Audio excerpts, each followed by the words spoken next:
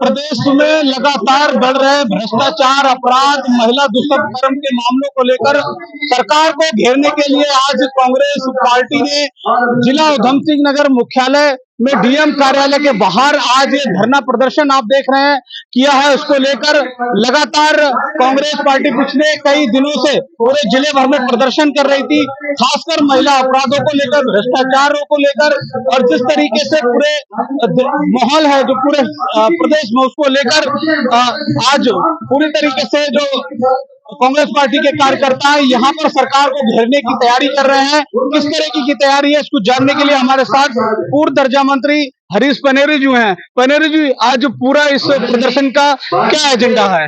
देखिए, एजेंडा उत्तराखंड की धरती में अन्याय, भ्रष्टाचार, व्यभिचार का अति हो गई है और निश्चित रूप से राक्षस रूपी लोगों के हाथों में मैं तो ये कहता हूं कि सत्ता है, जो ये नहीं जानता है कि महिला का सम्मान कैसे किया जाता है।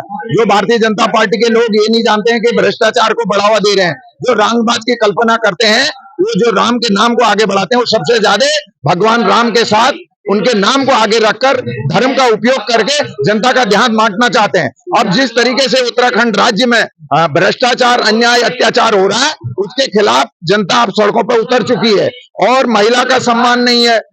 हर विभाग में भ्रष्टाचार है, सड़क में भ्रष्टाचार है, हर घर नल जल में भ्रष्टाचार है। कोई ऐसी योजना नहीं है जिसमें भ्रष्टाचार नहीं है। और भ्रष्टाचार इस राज्य के अंदर हमने ऐसी कल्पना नहीं की थी कि इतना भ्रष्टाचार होगा। अभी आपने देखा होगा, पिछले दिनों हमने एक लड़ाई लड़ी फिटनेस सेंटर में, जिसमें 2400 की जगह 15,000 रुपए लिए जाते थे। तो निश्चित रूप से जो पुलिस प्रशासन है वो भी अपना काम ठीक तरीके से नहीं कर रही, यानी वो अपराधियों को बचाने का काम कर रहे हैं। यहाँ अभी एक रुद्रपुर में एक बहन की इज्जत लूटी गई, उनका मर्डर किया गया, लेकिन पुलिस मूक दर्शक बनकर अपराधियों को जेल भेजने की बजाय उसको ढकने में लगी रही। तो ये सरासर अन्याय है जो दिखाई दे रहा। एक होता अप्रत्यक्ष, एक होता प्रत्यक्ष। जो दिखाई दे रहा है फिर भी जो है शासन सत्ता उस पर कार्रवाई नहीं कर रही, ये निंदनीय है, ये देवभूमि के लिए कलंक है।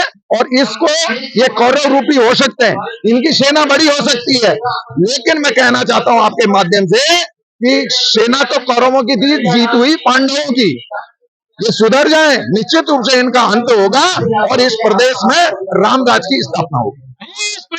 आप जारी रहे हैं, बड़े सपने देखकर राज्य का इसका निर्माण हुआ था। आपने एक मामला संज्ञान में आया होगा कि एक डॉन जिसको मठाधीश बनाया जा रहा है, महामंडलेश्वर बनाया जा रहा है, क्या कहेंगे?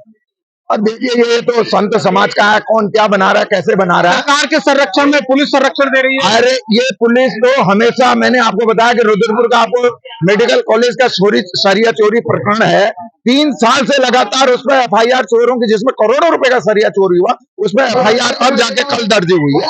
ये शर्मनाक है। किस अपराध की बात कर रहे हैं? यहाँ तो अपराधी ही अपराधी हैं। जिस कुर्सी पे चले जाओ, जिस चौकी पे चले जाओ, जिस थाने पे चले जाओ, जिसके पास चले जाओ, अपराधियों को खुलेआम लूटने का संरक्षण भारतीय जनता पार्टी के कार्यकर्ताओं को मिला हुआ है और वो अधिकारियों को डरा धमकर सिर्फ वसूली के काम में लगे हुए हैं। विकास नाम की आज सिद्धपुर में कितने बेरोजगार परेशान है, कितनों को न्याय मिला? कहाँ श्रम कानून का पालन हुआ? कहाँ सड़कों पर भ्रष्टाचार नहीं हो रहा?